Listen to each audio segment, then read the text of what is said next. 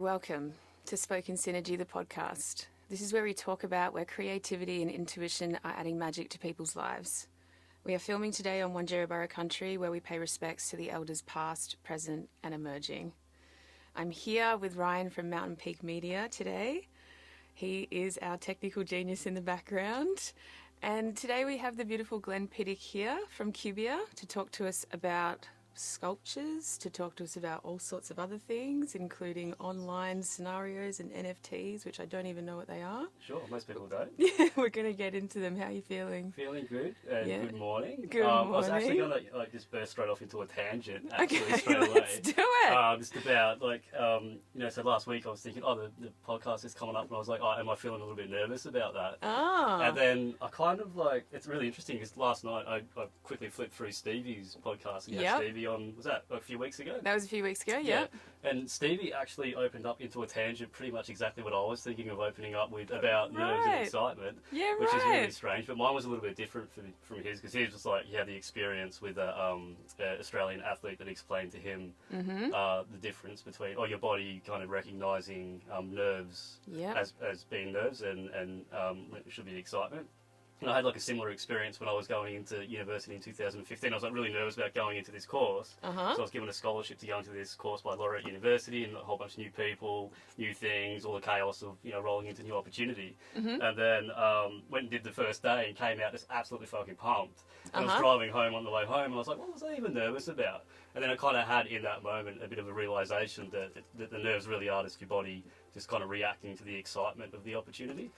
And kind of from that point onwards, I haven't really been nervous about things, but used to get nervous about things when I was a kid, but since that moment it kind of really shifted things for me. But I found that really interesting listening to Stevie's. I find that really interesting too, because I've been having a similar conversation with myself around how stress shows up when we're about to do something that requires a lot of resources, right? Yeah, sure. So when I'm doing events and things, one of my goals was I want to be able to do events and things that are quote unquote scary without stress. Yeah. How do I actually do that? Because nervousness is as you're saying, it's just really preparation. Yeah. But it's when we turn that into something to fear that the stress drives into our body, and then we go into that hyperdrive mode, right? Yeah. We over prepare, we start planning, we write lists, we do things all choppy and changey. Yep.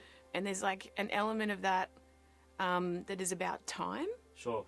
When we're trying to rush time and our nervous system goes quicker, I notice that the stress gets bigger, and that glitches us out a little bit. Yep.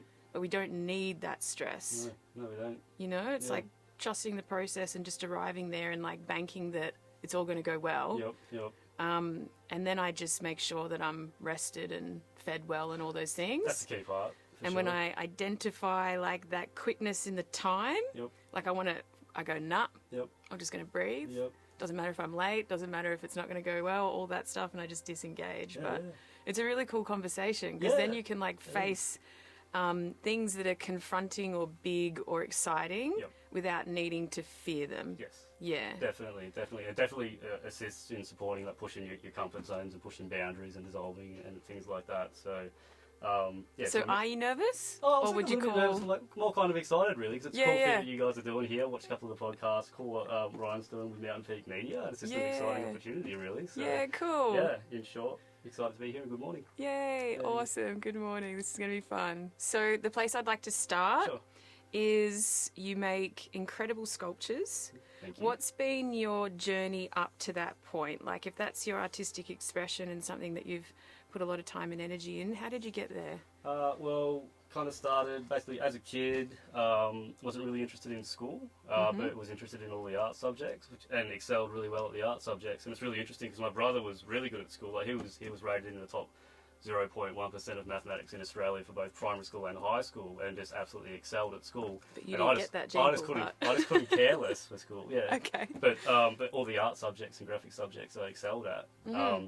Got out of school, and a lot of people just kind of got a little bit lost for a while. Got caught up in cars and other things, and then by about 2008 I enrolled for a course in multimedia gaming stream, which is essentially game design, like PlayStation, Xbox design, because I was like, I like video games, I'll go try that.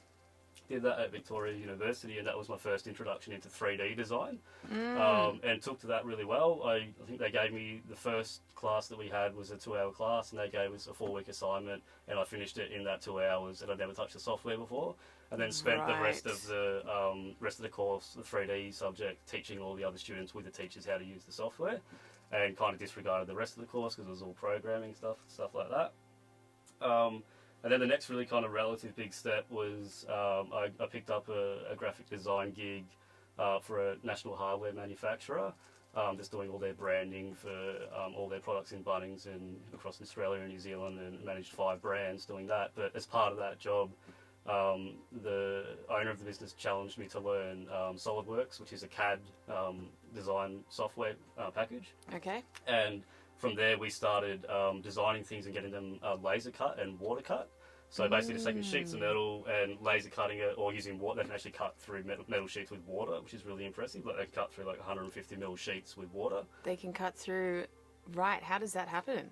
Just like really high pressure running into a really, really small extrusion point, like fine extrusion point, and it has like granules of sand in it, and they just blast through like 150 mil steel or titanium, or they cut through basically anything. And is that to make it clean or just efficient, or it's just a different way of doing it? It's just a different way of doing it. It's just stronger than cutting with laser. Like, laser has its limitations and things you can cut with. So I kind of got the introduction through him to how to actually cut things out of metal. And up until that point, I'd always kind of looked at people that made metal sculptures just in absolute awe, because I'm not really that good with my hands with making things. Okay. And I was always in the digital space and designing stuff in 3D.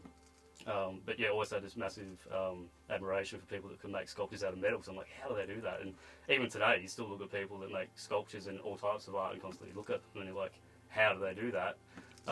What's the process, right? Yeah. But metal was the one that really spoke to you. Well, because I'd always made things digitally, I could never like tangibly make things. Oh, so like clay wouldn't work, or like. I tried. Wasn't really that attracted to clay. I don't know what it is about metal. Metal's definitely very certain. There's a lot of order in metal. There's a lot of order in metal. Yeah, there's a lot of order in metal. Deep. Well, there is. Like, there is. It's very certain, and like working with other materials such as like texture, like fabrics and stuff, I really struggle with, because it moves around and it's really kind of intangible from at least my design considerations. But he introduced me to that, and then all of a sudden I realised, oh shit, I can just like design something digitally and have it send it to a machine, and have a machine like cut it or process it for me. Right, so there's no limitation of you not actually making it with your hands. You can just I can just kind of get machines to make things for me. Yeah. And my sculptures aren't so much sculptures. I don't really sculpt the metal so much. I digitally sculpt things, and then I get machine processes to do the work for me, and then I can kind of assemble and build and do some other processes like that to bring it all together. So. Oh, okay. So the word sculptor might not be quite fitting, but there's no other word? Or? Yeah, well, it kind of is a digitally sculpt. So it's the same kind of principles if you're working digitally or if you're working with your hands. True. Yeah. And you can do additive sculpting or subtractive sculpting. So you can start with something with clay and you can add more clay to it. That's additive. Or you can subtract and you can start with a bit of clay and you can start carving stuff out of it. You do very much the same principles apply in digital sculpting. Yeah. And obviously just doing it, I work with a graphic tablet and a pen, and I sculpt that way. And I kind of go through a process where I'll start with like an illustration of what I want to do and just mind map it down. And then I just jump straight into sculpting the actual piece. And then, okay. So there's like a drawing phase where most of us do, whether it's like clothing or whatever, we're painting a picture, and then you're actually sculpting with your programs. Yeah. As if you would be with your hands or something like that. Yes. I think the drawing phase is incredibly important, because it's really quick and easy to bash ideas down and chop and change. But I'm not actually a very strong illustrator, but it gives me a good opportunity. I annotate quite heavily, so I don't draw very well, but I annotate quite heavily onto what my ideas are, so I know what they are, and that can carry through the design process. Okay, so you just got to start somewhere. Yeah, start somewhere, and then I work into sculpting. I sculpt out kind of the shape that I want, and then I go through this really quite arduous process of I do a lot of like parametric modelling, which is just kind of sheets of cut metal set side by side and all pieced together. So I need to basically take a sculpted shape and then slice out those individual shapes. Right. And then basically transfer them onto a sheet that gets kind of cut out on a laser cutter. And then I get basically this massive jigsaw puzzle that makes absolutely no sense and there's no instruction guide to. And I have to try and assemble it somehow and build it and bolt the whole thing together. Yeah, I'm really trying to understand, but like if it was like a wood sculpture, you could just get the piece of wood and just start carving into it freely. But because it's metal, it's got to be in like... Well, with the process that I use, I'm cutting out of a 2D shape and forming all those 2D shapes together to make a 3D shape. Yeah. With, like you mentioned, with wood, if you're carving from wood, you can only subtract from wood. So you can't use additive modelling. So once you've cut from wood, that's it. Okay. You can't stick more wood back on. That's true. The camera doesn't look very it doesn't look great. Yeah. Never heard of glue. Glue? Wood glue? That could work. Bit of liquid nails in there. Sure. Make it a feature piece. Add some matter. Yeah. Definitely. True. Yeah. Okay, that's super interesting. I think it's probably a good time to like get a sculpture out and have a look at what you mean. Can we have a look at the one that you brought with you? Pick it up and I'll throw it on the stool here because it is quite heavy. Yeah. There's a bit of weight to it. So how much does this weigh? How many kilos is that? I think this one's about like maybe 18 kilos or something like that from memory. I've had these go up to about 30 or 40 kilos. We'll just get the camera on it and we'll get some nice footage of it. Yeah. So can you just explain like the metal, what's going on, and your process together? That's a beautiful shape. Yeah, it's a cool shape, and it's also if you look at it from different angles, it just kind of takes on different forms. If you get when you do full 360s of it, it just kind of has all these different kind of feels to it, whichever way you look at it. But it is a cool shape, and this one I basically started with, I created like an ellipse, just like a solid ellipse and extruded it, and then I just created, if you can always see it here, I created this big sphere here, and I just subtracted that from the ellipse, so you can see there's a curve of a sphere there. Right, and so you didn't just go like that, you're like figuring that out almost like it's a maths equation that you've just got to... Yeah, thankfully I don't have to deal with the maths. It does it for me. And likewise here, that's a sphere cut out there. There's another sphere subtracted there. And I think I did like an inverted sphere cut there to get that rounded edge. And then the base is also cut from the metal? Oh, yeah, that's awesome. Yeah, so that's part of... Yeah, so basically then I've got this shape that's all nice and smooth and curved. And then I'll just go through and basically slice this thing up and pull that all apart, and then you've got a whole bunch of these shapes, like 2D shapes, that I'll lay onto a sheet, onto a bit of sheet metal. In this case, it's 3mm core 10, so this is mild steel with about a 5% copper trace element through it, which allows it to surface rust, but it won't rust all the way through. Interesting. So cool. You did intentionally pick something that would rust. Yes. And it's all rusting in different ways, which is really, really cool. That's the next thing that I do is after I get the piece back from the laser cutter, I stagger these things on top of each other kind of randomly out in the weather and leave it there for a few weeks, and it kind of stage rusts, and you get all these kind of cool patterns and stuff through it, so it looks a little bit more organically weathered. And is it stuck to itself? It's bolted together. It's bolted together. Yeah. Yeah, because I did see a bit of movement when you brought it up there. Yeah, it is a little bit loose. This isn't old, but I've moved this thing around a lot. Yeah. But it needs to kind of be brought up, open and tightened. But then it's just a matter of, after it's all stage rusted, figuring out the order and putting it all together, bolting it all together, and then put the base on it. Yep. And that's how that one came up. So that's... It's absolutely beautiful. These ones are my favourite ones to do. These are like a bit of an abstract series. I'll chuck it back down next. Yes, baby. You're training for the day. Really enjoy making those rather than I do some like horse or organic like still life kind of sculptures. They're cool, but that doesn't need to be anything. It can just be whatever you want to make it. So it's just a bit more of a fun process. There's no real rules to what you're doing. Yeah, and what's the I'm just thinking about this from like the artistic point of view. You love the process. You've got a vision in mind. You want to create something. Once you get that out in the world, what are your opportunities to share that? Yeah, it's hard. Like, this is not a painting up on the wall. Yep. This is not a performance in a theatre. Yeah. So, like, what outlets do you have for people to interact with your art? Obviously, like social media, but then as we've been discussing, social media is a beast in itself. You're trying to crack the algorithms and actually get out there. Be heard amongst the noise is one of the most challenging things for anyone in any business, I think. Yep. But also, like, into art galleries, I've done art, like, gone into art exhibitions. I actually had one of my... And just even if you don't get sales there, they create opportunities that stem on from that and create more opportunities. Like I had a bunch of my sculptures in a gallery in Armidale in Melbourne, Hudson Square, which is absolutely stunning stunning gallery. Nice. And through that, someone came in, and a lead eventuated into doing a commission piece for Dr. Hugh Worth, who was he basically ran the RSPCA for forever and a day. He was just an awesome human, and they commissioned one of my horse sculptures for him for his retirement gift. Oh, that's beautiful. Yeah, which is really cool. Oh. That was really cool. That was a big one, so I was really happy with that. But yeah, just different, trying to get mainly galleries, social media on your website, and a bit of word of mouth. And opportunities within festivals and things? Yes, I had a good... So I'd actually never been to a festival before, and I was at a course at uni, and one of the kids in the class saw some of my sculptures, and he's like, have you ever considered doing art installations at music festivals? I was like, what a music... I don't like Big Day Out. And then he pointed me at Earthcore, and then I was like, oh, holy shit. And they had grants, and then contacted them, and that opened the door for some art installations at music festivals, which have been a lot of fun. Really enjoy doing those. Need to do more of them, basically. Yeah, because it's a really good platform, particularly for installations and interactive art. Yes. To just be there where we can all sort of have contact with the way that people make things. Yes.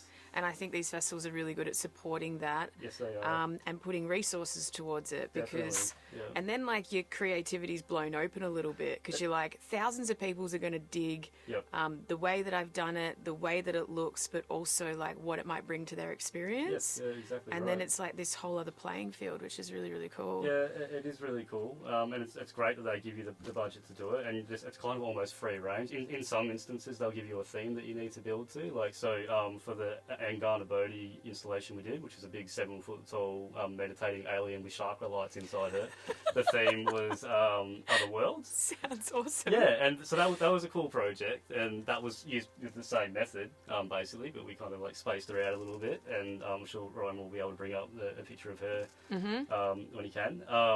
But that was my first introduction into art installations. And that was really cool, and what I really liked about it was the way that the crowd interacted with it. So she was in a meditating pose, and every time we walked past, there'd be a group of people just sitting around her meditating in the morning and stuff, which was really cool. Oh, that's a dream. We actually did, for that installation, which we ran out of time to implement, is we had a system made that... So she has the chakra lights running up through her, and we had a system made where we had those little clips that they put on your fingers that measure your heartbeat. Yep. So we had one of them connected to each one of the chakra lights, so people could sit around and connect up and have their heartbeats like pulse their chakra lights. But we just ran out of time to test it before we put it in. Right. But we still have that. But that would have been really cool. Yeah. So the other... I can just see someone just come from the dance floor and the lights just going... Yeah, that was actually a legitimate concern about blowing the bulbs. And that's why we didn't test it. It's like a bit of home testing on that one. Help, like his heart is literally like a hummingbird. This guy's evolving quick. But that's awesome. Cool to get people interacting with the installation. Yeah, that's got to be like up on your pinnacle experience with like for your art, right? You want people actually interacting with it in an environment where they can like chill out, come back over and over again. I mean, imagine the story that they would have with all these different experiences over many days and coming back to that meditating sculpture. Yeah, definitely. And like even having realizations and epiphanies and like... Yeah. You would have facilitated so much of that. That's where the magic is, I think. Yeah, definitely. And likewise, the following year we did the portal, which is like a big kind of like Stargate-looking portal thing that people had a hammock and people could lie in it. And I made a 3-minute kind of like almost acid DMT trip that people could put on a virtual reality headset and just go floating through all this ever-shifting fractal geometry and go for a float. And people absolutely lost their minds, and absolutely every person that came out of that float gave us a hug, because we were there kind of manning the installation. Oh, okay, yeah. And we had it set for shifts for who was going to man this thing, because we basically ran it through the entire 3 or 4 day festival. And then after a while, like we were kind of fighting for the shifts because it was so enjoyable to stand there and operate it and get the feedback from people. So really cool. I want to take people into the portal. Yeah, no, it's my turn. Pretty much. That's pretty much what it was like. So okay, so when you do have the opportunity to make something for a festival site. Yep. Does it really help you as an artist for them to give you a theme or a spark of some kind to propel you into a different area? Yeah, I think so. And I think like with all kind of creative endeavours, I think restriction is good. I think it drives creativity, just being refined. It's one thing to just go, I'm going to make something you have endless opportunities. But if you start implying constraints, it really forces you to get creative and go down particular avenues. So like working within boundaries, and Yes. like if you're left up to your own devices, often you create in the same way. Yes. Yep. But if someone pulls you over here Yep. and invests in you, Yep. it can be like a huge opening of resources, right? And Yes. you're like, whoa, I've never thought about it that Yeah, way. exactly right. And that's what happened Yeah. with that portal installation, because the theme for that festival was parallel worlds. And they commissioned me, they're like, we want you to do a installation for parallel worlds. And that's the best thing I could come up with for parallel worlds, was a virtual reality experience into another parallel world, which I think was pretty fitting for the theme. But if they hadn't given me that theme, that installation wouldn't have been that. It could have been absolutely anything. So definitely cool if they give you some direction, but also I have a sketchbook full of awesome ideas that are just absolutely anything that'll be fun. But just keen to do more of those, I think. Yeah, definitely. I mean, it does push you into those parameters, and like it gives me a really good indication about how important collaboration is. Yes. So that we can actually like network together to push each other into these different avenues. 100%. And I think there's a lot about investment in this conversation for me. It's like, how do we show up to each other's artistic capabilities and expressions, but invest in that so that we all get stronger. Yes. You know, like if that festival invests in you and that turns you into a better artist, and then you reach more people, then that investment was really important. Yep. But you coming in and just pushing your own stuff and needing to be in charge of your own art all the time can have a very isolating feel to it. Would you agree? Yeah, 100%. Otherwise, like if you weren't there making that portal, then you might be restricted to, oh, well, what art gallery is going to take this and how people are going to interact with it. I can't get them in the right frequency, you know, because it might be like a 9 to 5 thing. Yes. But late night at a festival after a big session on the dance floor and this portal thing is like, it's just a completely different experience of art, I think. Yeah. And I've never really put like metal sculpture themes into that in such a big way. So it's really exciting. Yeah, definitely exciting. Yeah, I guess we need to like create more opportunities for those things to happen, right? Yeah, well, they are out there. They are out there. And it's hard. It's just hard, like, because it's very time consuming. I think it's the battle that every artist has, is trying to find that balance between trying to make ends meet and do their thing. And those art installations are very time consuming, but it's just something you just kind of need to commit to. And it's just something, when you do it, you just put yourself into a position where you just, you're putting in big days, big hours, and you're just going absolutely at it, performing at the highest that you can.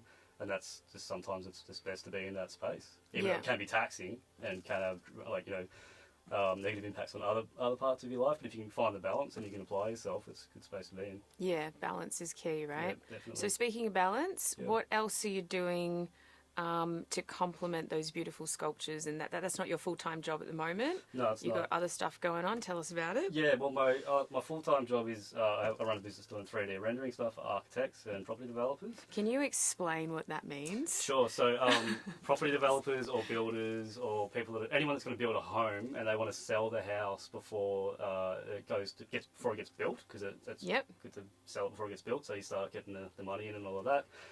They come to us with their 2D plans, and we basically make a 3D model of the house and 3D render it to look photorealistic, to show what the house is going to look like before it's built. Right. So it's mostly done for property developers. The other half of our clientele is like high-end architects that are building, $5-6 million homes that they present the plans to the clients, and the clients are like, I don't know what this means, and they're about to drop a lot of money, so they come to us and we basically make visualizations of what their custom home's going to look like. And often we do virtual reality tours of their home so they can go through their home before it's built, and that's really critical for those high-end homes, because we had, like, a really good example is we had one lady who was going to build a $6 million house in Brighton, and we put her in the virtual reality tour of it, and she was standing in the kitchen and she realised that she couldn't see the swimming pool because there was a pillar in the kitchen, on the outside kitchen wall, but she couldn't see the kids in the pool. And that's something no one would have picked up on just from the plans. Wow. Yeah, Okay. so there's all cool things that's like big. that happen. Yeah. Yeah. And also she was like, I don't like the floorboards, let's do polished concrete, and all that kind of stuff happens. Wow, that's actually blowing my mind a little bit. So I could walk into my non-existent virtual home and already tweak what works and what doesn't work, so that no building materials are used and wasted. Yes. And like no one's building a house hoping that someone will love it. We can actually put someone in there and go, what do you love about it? What don't you love about it? That's cool that she couldn't see the kids in the pool. Yeah, that'll be like cool. a really big part of her life. Yeah, it was, and she was stoked. Wow. Stoked Okay. She did it. So that's the main gig that we did. But recently we've launched two NFT projects. One where basically we've gone through a pre-sale round. So we're making NFTs, and maybe should I explain what NFTs are? Let's go right back to basics. Yep. I am receptive of this conversation. And I really want to get into it, and I'd really love you to help me to understand. Let's go right back to what is an NFT. So an NFT is a non-fungible token. So it's a token, like a digital asset, that you can basically pass from one person to another. So I could send it to Ryan could send it to you. It's just a token that runs on the Ethereum blockchain or any other blockchain. Which is cryptocurrency, Cryptocurrency, yeah. And a lot of people think cryptocurrency is just like Bitcoin and just currency, but there's all other programs and applications that can run on top of the blockchain. So Bitcoin is a currency that runs on the Bitcoin blockchain. Ethereum is another blockchain, kind of operates in a currency within itself. So you use the Ethereum on the network to pay for all the activity that you do. Okay. And you can also build applications on top of the Ethereum blockchain. So there's programs or basically anything you want to build, you can kind of build it onto the blockchain.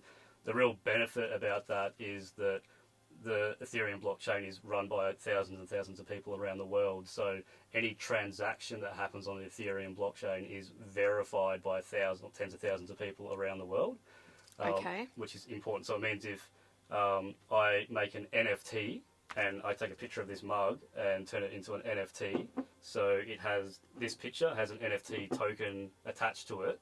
If I send that token to you, it leaves my wallet and it goes to your wallet, and now you can prove that you own the picture of that.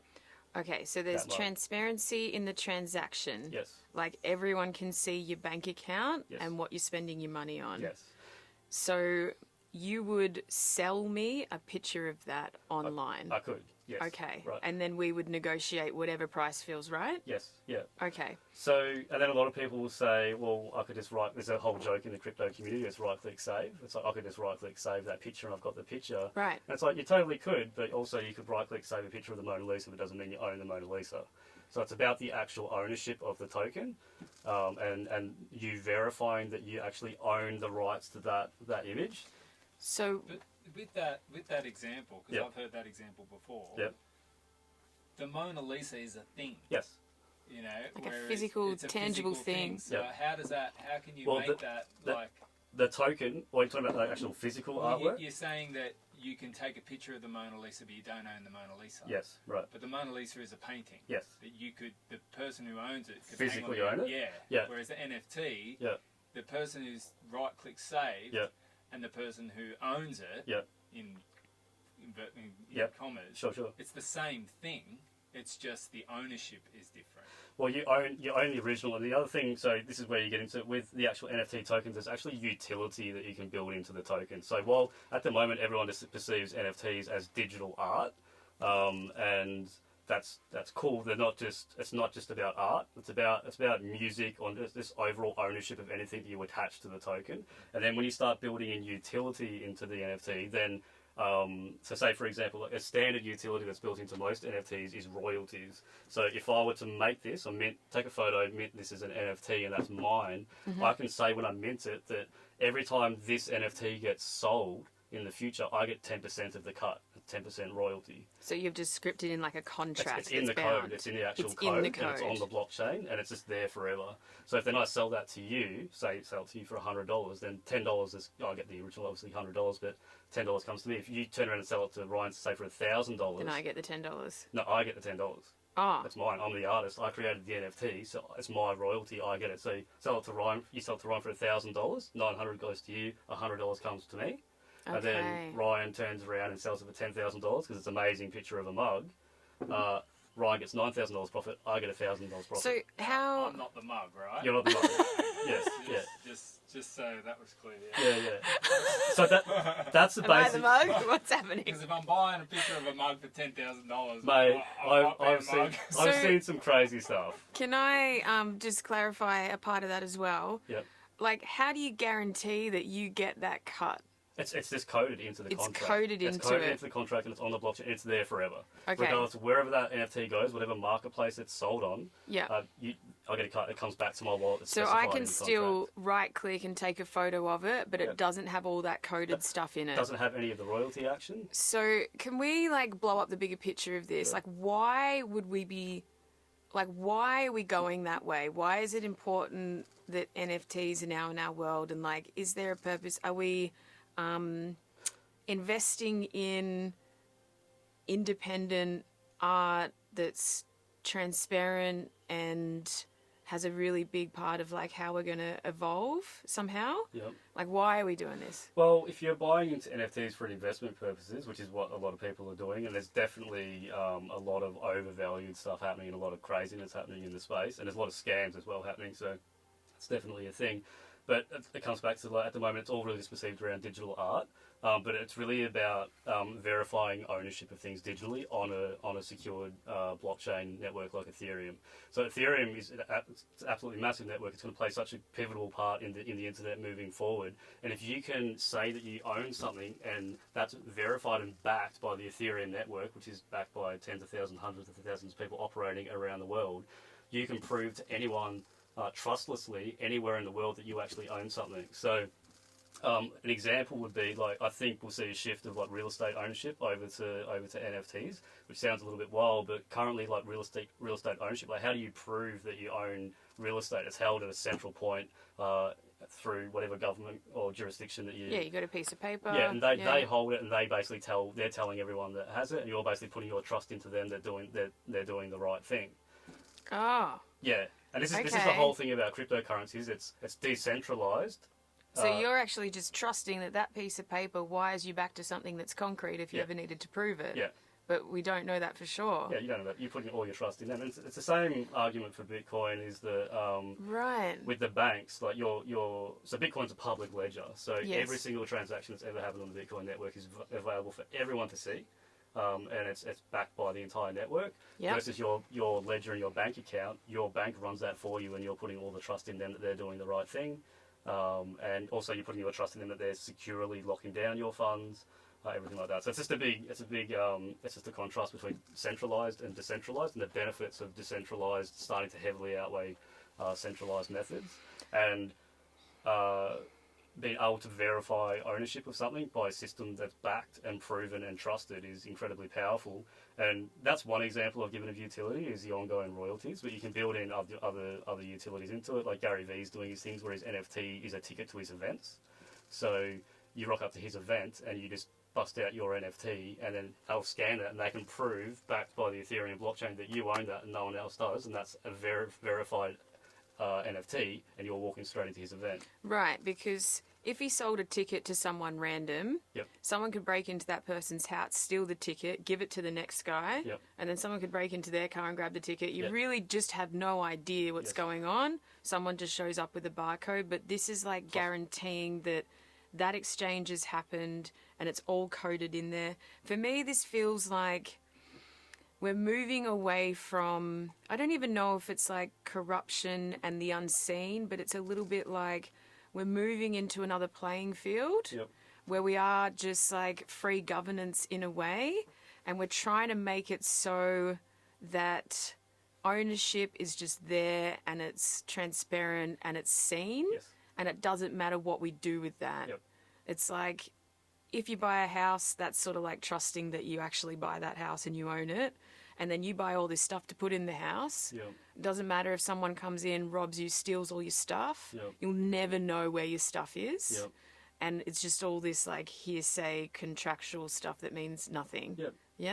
So there's like an attempt to move over into a new playing field where everyone's like creating their own art and trying to invest in each other. Do you believe, is that? Okay. Yeah, definitely. And also, cool. The other thing, slowly understanding. very slowly. We'll start to see the surge in NFTs is when there's like an ego associated with it. So with social media, we see on social media a lot people like showing off like how good their lives are, or a fancy car, but a really nice house, or whatever it may be. when that really kind of starts taking force and coming through with NFTs, and people can actually show that they own digital things, I think that's when you're going to see like a really big surge. And we're already starting to see it, and it's quite prevalent in Twitter. So a lot of the NFTs are these called like PFP NFTs, which are profile picture NFTs. Which is basically like these artistically made profile pictures, and they're made that way so you can display it as your profile picture on Twitter, and it's almost just like a bit of a status symbol. And they have like these kind of blue chip projects, like a lot of people have heard of like the Bored Apes or the CryptoPunks. These blue chip projects have like incredible value. Like the cheapest Bored Ape that you can buy at the moment, I think, is something like $300,000 Australian for the cheapest one. Not US, sorry. So if you can have that and that's your profile picture, that's just an absolute status symbol, and people get really married to that. So that's what's driving a lot of this value that way. Okay, so do you believe that there's an opportunity for us through NFTs and crypto and everything to actually invest in creativity over investing in like societal conditioning around worth or something like that? Yeah, definitely. And whoa. Yeah. That's cool. Yeah. Okay. So that put something into place for me, because before that I was just like, I don't really understand why this is happening. Yep. Because I don't understand that world. Yep. But if there's an opportunity for like me to support you and the work that you do, and for me to do that in the most sustainable, authentic, straight to the artist way, then Yep. NFT is something I can do that. Yeah. Right? Yeah, definitely. And I know that I've actually like directly invested in you in the way that you want it, because you've scripted everything in there that you need. Yes. Yeah, right. Okay. Yeah. That's really, really cool. Yeah, they're quite powerful. It's a massive conversation. You can really unfold it into a lot of opportunities and technicalities that it presents. But yeah, it's very, very powerful technology unfolding for sure. So the two projects that we're doing, one is like a PFP collection where we've done 10,000 PFPs, and we're selling them off. We've gone through a pre-sale fundraise for that, where we've done about $100,000 worth of sales, and we're using that money to roll back into marketing to further expose the project. And the second project is probably the more exciting one, which I don't really want to talk too much about, but we're creating an NFT marketplace for NFT artists. And there's quite a few of these going on, but ours has a very core focus on the actual artists themselves and the artist community. So another utility that you can build into NFTs is a thing called a DAO, which is DAO, which is a decentralized authority organization. So what that means is if you make a collection of, say, 10,000 NFTs and you sell them out to everyone, one of those NFTs represents a vote in the overall collection, the overall project. So rather than having one person like a CEO or a company steering the project, you can just put it in the hands of everyone and just go, okay, guys, everyone can submit. If you need the NFT, you need to prove your ownership of the NFT to submit a proposal, and people can submit proposals to the platform. And then if people like the proposal, everyone with an NFT can use their NFT to vote on the proposal. Top proposals go to the top, and then those actions start to take place. Okay. Let's just open that up a bit further. So the first part of that to me sounded like an art gallery with all sorts of awesome artists with the potential to show off their stuff and get investors in their art, right? Yes. But there's this other parameter of it. Is it like that everyone can then become a part of it, like shareholders or like a council within the same idea? Yeah. Yeah. Okay, so you really, and has it got any relevance to Taoism or that beautiful conceptual thing? I'm not sure if it does, but it might. If you, I saw your eyes last time you said that. It's like D-A. Yeah. Quite possibly. Yeah, because Taoism is all about balance, right? Yes. It's where yin and yang began. It's a Yeah. very simple, very beautiful conceptual idea that many things have come off. It's like Chinese medicine's there and all sorts of these other religious sects are there as well. But like at the heart of that is just a very simple idea. Yes. How do we find balance? Yes. Yeah, balance isn't that hard. It's actually very simple. So is all of this like a way to provide that balance? Because everything's taken us so far out of balance. Like the thing that I help so many people with is They just don't know what to do with their money. Right. They don't know what to do with their resources. They would probably buy themselves more time. Then what do they do with their time? Do they put it in people, places, things, materialism? Yep. Do they buy the house, or is that selfish? Yep. Do they give it away? Do they give it to a charity? It feels like this is a way that we can actually use our resources in a way that is transparent, and we can build something new. Yep. Yeah. Yeah. So you're like trying to facilitate that on like a pretty big scale. Yeah, on a pretty big scale. And I think what you were saying to tie that into DAO, like with the DAO, tie the DAO to the DAO, is that like you would imagine that given 10,000 people control of effectively a company or a platform would be absolute chaos. And I quite like the DAO, the yin yang, the balance. I love all the analogies that are put to it, all the meanings they have. I read, Jordan Peterson's 12 Rules to Life last year sometime. Yeah, it was all right. Well, some of it was a bit like, I don't know about that, but some of it was good. And I loved his like ongoing theme through the whole book about, the balance in life of chaos and order. Yes. And the yin yang representing chaos and order, with the dots, but obviously the black and white, and then the dots in each one representing the order can emerge from chaos, and chaos can emerge from order. Really resonated with that quite well, both in terms of life. And I loved his summary at the end about, you should be kind of, or you can really take life by like riding that yin yang kind of balanced, on both between order and chaos is a good way to kind of approach life. Because if you're too heavy just in order, obviously, you're not really, you need to go into chaos to learn new things, go into the unknown, and that's where you explore creativity. And if you're too caught up in order, you're too rigid and you're not going to learn new things, you're not going to grow and expand. You control it. Yeah, exactly right. But obviously if you're in chaos, your life is going to be in chaos. While it might be fun, it's going to be volatile and you're not going to get much structure or order, and you kind of need that. So I loved his analogy about riding the yin-yang with the feet positioned on both sides and the black and white, just finding the balance and riding it through life that way. I thought was really cool. Yeah, absolutely. And to tie the DAO to the DAO with the situation that we're building with our platform by giving the NFT token holders control of the platform.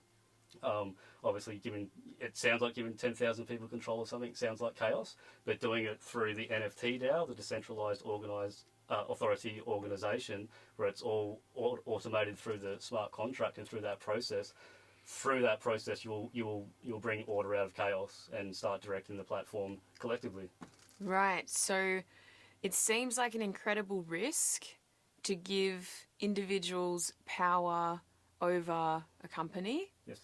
But in the end, if we take on that power in a way that is, aligned with an intention, away from that control, and we embrace both the order and the chaos, something settles within me when that happens. Yeah, it's like, why don't we just invest and bank on each other that we can do things together?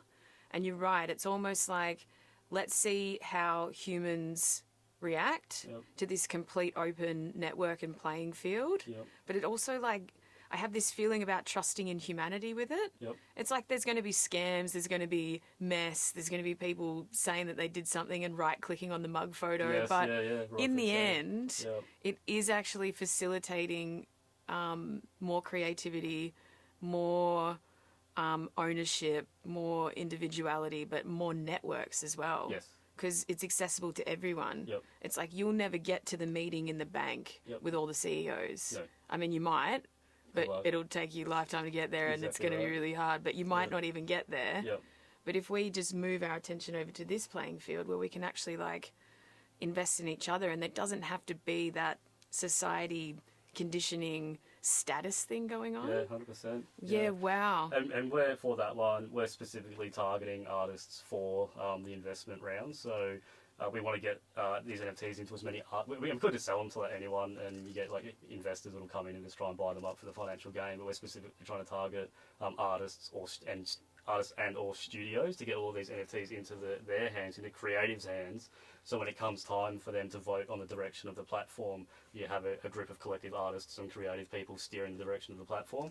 And part of that is to, in order to onboard and get your actual NFT artwork onto the platform, this is another big point, because there's there's a lot of sounds bad to say, but there's a lot of trash NFTs out there. Sure. And there's a lot of really good quality art, and we want to be in the high end, just going for the really good quality art. And part of onboarding onto our onto our platform is you need to be voted into our platform by the NFT holders. So it's even more imperative for us to seek out artists. Okay, so you could say something's not great for you individually, but it needs to be like a voting thing, so that we're all also filtering like what is high quality art or what's a good use of our resources moving forward. Yeah, 100%. And you guys should all the NFT holders should be, they have an invested interest to make sure only good quality art gets through. Like a lot of the other platforms, you have like open platforms that get a lot of the trash NFTs, then you have curated platforms where artists have a curation board that have to look at it and go in, but it's like those boards are often quite small, like who are these people and they like this kind of art, so it all kind of steers that way. So decentralising it over 10,000 NFTs should get a nice smooth balance of art onto the platform, and should ensure it's all kind of good quality. Okay, so if I'm an artist and I'm making something tangible, let's go back to the mugs because I love these mugs. Sure. If I'm making something tangible, how do I approach moving into an NFT, and what's that process, and what are my opportunities there? If you mean tangible as in like physical? Yeah, like something physical with my hands, or like maybe even not. Like how does each artist actually approach this new playing field? If you just want to like go like mint, if you make some artwork and you want to mint an NFT, there's plenty of NFT platforms out there, and they actually have quite straightforward processes, but like relatively straightforward processes into doing the actual process of minting, like uploading your artwork or the image of it up to the platform and then minting the NFT. The barrier of entry getting into that point is you need to understand a little bit about cryptocurrency. Yep, okay. And that's a large part of the pain point that we've designed for our platform. Is we went through a really long discovery process, and a part of that was user personas and user journeys, and we found a whole bunch of people to do user journeys, and we asked them to do exactly that. People that know nothing about NFTs, we literally said to them, go and mint an NFT. And we sat there and we watched them struggle for a couple of hours just trying to figure out how to mint NFTs. And we've gone through and done everything we can to mitigate those pain points. And there's a couple of, like, 2 key features that we've done in that. We've pulled out some pretty major pain points that no one else is really pulling out in the market right now. So that's a key value proposition for us. If someone wants to go and mint an NFT, you literally search for NFT platforms. OpenSea is a big one. And you just go through there, and we'll kind of walk you through the steps, but you do need to have a little bit of understanding of cryptocurrency in the background to get there. Okay, so that's like the first step, and then once you understand or at least have like a framework around cryptocurrency, you can move through the process to figure out how to get your art into NFT form, and that can take many different forms, right? Yes. Yeah, definitely. So there's tangible things. What about like artists that are singers or writers or all that sort of stuff? Yeah, so we had on one of our 6-hour AMAs the other day, we had Violetta came in, and she's an young Italian girl, 26, who plays the guitar. Absolutely beautiful voice, and she's making NFTs which are snippets of her song or her actual song, accompanied by her dad is actually an illustrator for Disney, so he's kind of done his little illustrations that kind of represent the song, and you can actually buy the song directly from her and own it. So she's kind of cutting out the middleman like Spotify or record labels or anything like that, and you buy it straight from her. And she's doing I believe she's doing kind of like one-off songs, like different versions of songs, different takes. But her NFTs actually act as tickets to her tour as well when she's doing her tour around America. So. Okay, so this really does blow it open, right? So instead of her waiting for opportunities to get gigs to go out and do it the old-fashioned way, she can actually have a different experience, almost with like private investors in a way, where she's still expressing her art, but she doesn't have to wait around for an audience or do it in a way that it's always been done. Yeah, exactly right. That's really, really cool. There was another one, I think it was Kings of Leon, I'm not quite sure, don't quote me on it, but there was one band that basically did a fundraise for an album where they took funding from everyone, made an album, gave the album back to everyone as an NFT, but everyone that received the album gets a royalty cut of all their future sales from that album. Whoa. So it gave their fan base an opportunity to invest in their upcoming album and receive basically dividend rewards from ongoing sales. So that's a way that you can even empower the people that have been investing in you for years and spread the abundance network. That's incredible. Rather than it just going to a record label that everyone knows how record labels roll the artists. So it's like your fans can then be your record label. They can be like the people that you can network abundance around. Yeah. It's like you've been investing in me. Now I'm going to give you a cut of that, but you also get this like beautiful crafted album that we made for you. Yeah. This is really powerful. Yeah, it's pretty powerful. This is really powerful. I don't think everyone's really fully realised the opportunities that NFTs are going to produce. No, because there's a barrier there. It's the technological part, the part that, you know, if you don't have circuitry in your mind around online stuff, and there's a lot of barriers there for people, online offerings, cryptocurrencies, it's like the I don't understand is so strong. Yep. And I've always thought that might be an aversion that serves us somehow, because it will like filter out people that don't really want to really understand it and see its power. Yeah. You know, it's like you have an aversion to something because you don't understand it. Do you have the capacity to move towards it even though you don't understand it, even though you're not feeling amazing about how little you know? Yep. And I think that people that break through in there are not just those that have a lot of computer knowledge. It's more like, I believe in this and there's opportunity here. Yeah. Particularly for artists, it's like, I may have been making mugs for 20 years, but how can I think around that scenario and make something completely different on a completely different platform, like going full circle round to the festival installations. Yes, It's like if no one ever invested in you and said, this is your theme, you may have never created on that level before. So we can like spark open that creativity. Wow, this 100%. Is really big. Yeah, there's a lot of opportunity there. You just need to go creative. Okay, and you're providing a platform for that. We're starting to build a platform for that abundance to happen, to invest in creativity. So is the intention behind that to simply see how far you can take it, or do you really like want to see what's capable when we all network together in that way? Well, it's a bit of both. Bit of both. Really. Yeah. I've been itching to start I've been in crypto since 2017. I've been itching to start a crypto project. We never really found what was right. Now that NFTs have come up and they're all like artist based, that kind of resonates with me a lot better.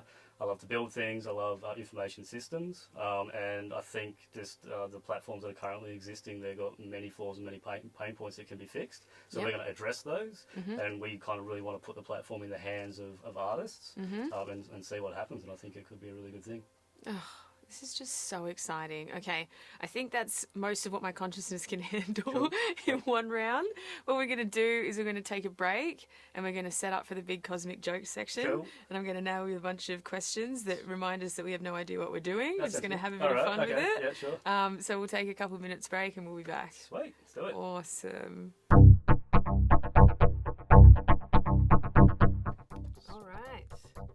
Welcome to the big cosmic joke section. Thank you. Yeah. So the mantra for the big cosmic joke section is keep calm, nothing is in control. Right. Yeah, we don't actually know what's happening. Sounds fine. Yeah. Okay. So what I'm going to do is ask you a bunch of questions. Yep. Just fire off from your subconscious, first voice, best choice. Don't even worry about the quality of your answers. We're just going to have fun. Right. So I can guarantee the quality won't be that good. Let's do that. That's fine. Okay. So question number 1. Sure. Which version of the world do you prefer? That aliens came down and crossbreeded with our DNA, or that we were once apes and we slowly stood up and started making stuff? Aliens, like easy aliens. Is that a question? It's a question. Easy aliens. Just gathering the data. Probably what happened. Let's be honest. Yeah, totally. All right. So if you had a superpower other than your creativity, what would it be?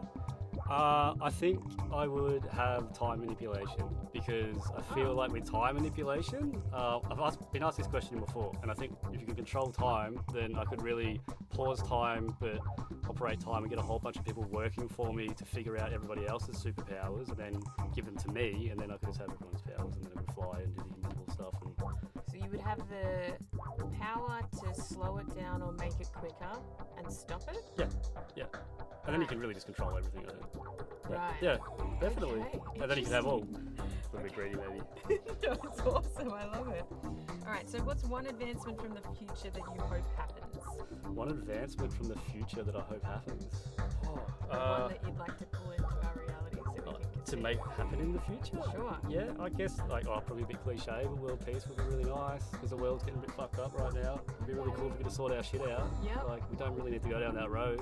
Yeah. Yeah, that'd so be a bit cool. more harmony, A little bit more harmony and love, and just chill out people. Yeah. Yeah, I think that direction. And what does that look like? Are we in spacesuits? Yeah, definitely spacesuits. Aliens have come back. We're all just hanging out. Yeah. So the aliens have come back. Yeah. They're like, that crossbreeding really worked well. Yes, But definitely. now we're into harmony. We're going to hang out with you guys. Yeah. That'd be great. That'd be very cool. Let's do that. Okay, let's do everyone, that. please. Let's start creating that. Yeah, sure. What's one thing you would change about your past if you could? I don't know if I would. If I could, I don't know if I would, because I think everything happens for a reason. There's definitely things I could have done better, but now that I've done them not as good as they could have been, I know to do them better in the future, and it just makes you who you are in the present, so I don't think I would change anything. But also, if you had the superpower to manipulate time, you could go back and change it all. You could. But that's dangerous. Yeah, it is dangerous. We It's know very about dangerous. That. Yeah. Okay, so let's leave it alone and just be grateful, cool. right? The time ones are always better, though. Yeah, totally. All right, so if you could hack into your higher self, the universe, spirit, whatever you want to call it, what would you rewire in your favour? Rewire in my favour. For my higher self, I think just to kind of be more in tune, just with my higher self, because it's really hard. I think I can't go through like flux of kind of being a bit more in tune, and then you get caught in the material world. And I definitely have seen like phases over my life where I'll swing between focus, between material and kind of spiritual stuff. And I think, it'd be really good to be more in tune consistently and grounded on that level. Okay, so like keep the balance for longer? Yeah, pretty much. Yeah. And do you know what pulls you away from the balance the most? Yeah, just life and just just getting busy and just material things and money and all that kind of stuff. It's definitely money actually. I think a lot of people would probably agree with that. Towards things, you need to do it, and it doesn't necessarily lend itself to more important things in life. So. Yeah, totally. Yeah. Okay, well, on that note, sure. What do you think represents a bigger illusion to you, money or time? Oh, time, easy. Yeah, time's definitely an illusion. Like I've escaped time, like deep states of meditation. You can just abandon time. And I think people abandon time quite often. Like you're driving down the street and all of a sudden you're home. That's happened to everyone. Yeah. So it's quite clear that time can be an illusion. And don't you think it's interesting that when we talk about what will we do with more resources, what will we do with more money, people will usually buy themselves more time. They say that a lot. Yes. So we're using one resource to buy another one. Yeah. So you would think that time would be a bigger illusion because we're trying to get more of it. Definitely. But money takes us away from those beautiful, slowing down time frequency meditative states. Yeah, 100%. 100%. Yeah. That, and the other side of that question is I don't think money's really an illusion at all. I just don't think people understand it very well. Yeah. Okay. Yeah. Which I won't go into. Yeah, that's a whole nother thing, but I like that. Okay. So what's harder for you, patience or eating vegetables? What's harder? I'm pretty patient, but I love vegetables. I don't think any of those things are hard. Okay, great. Yeah, no, that's easy. So you'll take both Yeah, easily? I'll take my time eating them too. Yeah. So you call yourself a patient person? Yeah, definitely. Probably too patient. Probably too patient? Yeah. Right. Probably need to be a little bit more urgent with some things. But, okay. Okay, interesting. Yeah. All right. So do you agree or disagree with this statement? Sure. Whatever you resist, persists. Whatever you resist, persists. Yeah, I'd agree with it to most extent. Yeah, most things, if you're resisting them, they're going to persist. If they're persisting, then you're resisting them. If they're not persisting, you won't be resisting them. Yeah. So yeah, I agree with it. Some things go away, but if you do resist them for long enough, but it's probably not in your favour to do so because they'll come back and haunt you later on, I think. Yeah. I think on a bigger level than that, it's the things that bug you, the things that are constantly maybe triggering you or tormenting you are there for a reason. Yes. Yeah, there's a 100%. compassionate force there. Yeah. Because every time your higher self knocks on the door and goes, "Oi, you're focusing too much on money, you've lost the balance." Yep. That's serving you. Yes. Yeah, and if that needs a little bit of chaos, everything starts going wrong, or the fire alarms won't stop going off, literally, then it's always an indication you could be doing this better, you could be in more love frequency, you could be more abundant, more balanced. 100%. Yeah. Okay, cool. Definitely. Awesome. So finish this sentence. Creativity is... Creativity, it's fun. It is It's fun. fun. It's just fun. I think that's the most important part to it. You're right. Yeah, you could probably really expand on it. I think it's just fun. It is fun. Just do it, have fun, and that's when it's good. Yeah, when you're really in it, it just feels like playtime to me. Yeah, exactly right. You and enjoy it. And it can make all your life more fun because you're not stuck in this rigid, structured, I have to do this because it's Yeah, exactly right. If I create a portal. Yes, exactly right. And it feels good to do it, and you should just do things that feel good. So, true. Yeah. So follow your feelings. I like that. All right. When was the last time you followed your intuition and it backfired? Followed my intuition and it backfired. It's a hard one. I think I'm currently in a crypto trade that's underwater that Ryan knows all about, so that didn't work out very well.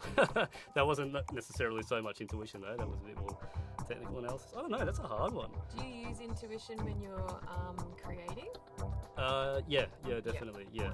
And I think that's a little bit of jumping backwards and forwards between order and chaos, like trying to pull order out of chaos when you're creating things. But sometimes when it doesn't work out when you're creating, you have to kind of like gravitate back towards the chaos to find new things and go into the unknown. And in there, that's where you find intuition in there. Yeah. Sometimes I think that question is really interesting to unpack because it's just that sometimes your intuition takes you towards what looks like a mini fail to get you on the bigger path. Yeah. And then you doubt that intuition was trustworthy. But I think we forget the bigger picture as humans a lot of the time. If we like scan it out, we go, well, actually, it's always on point. I just can't see that while I'm in the chaos. Yeah, sure. Yeah. Okay. So what power animal do you think represents your creativity? Oh, power animal. I want to say sloth because I love sloth. But I don't think that's really accurate at all. Because I'm really quite diligent. Maybe that's where the patience comes from. Yeah, maybe there. I don't know, what's an animal that's quite diligent? Diligent? Because I'm quite diligent when I design things, go through my processes. Maybe like a beaver, like they assemble walls. They go and they grab stuff. Yeah, and they change environments. Yeah. They build walls. Yeah.